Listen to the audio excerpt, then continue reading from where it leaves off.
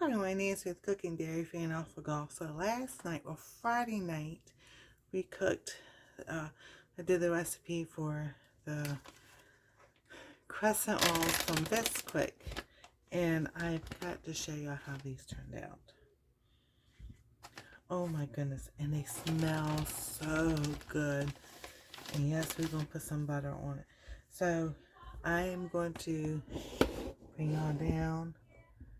Look at these. They are so good.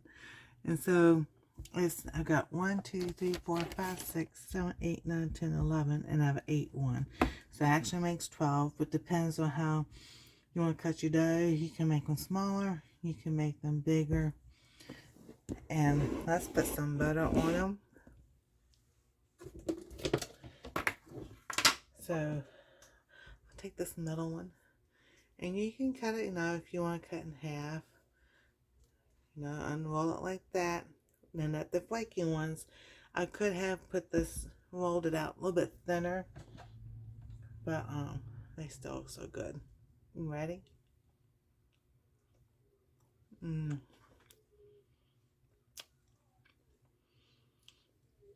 nothing really beats like a crescent flaky roll, but these come really close. Thank you, Bisquick. These are so delicious. I will link the live to this video, and I've got the recipe in the description on the live.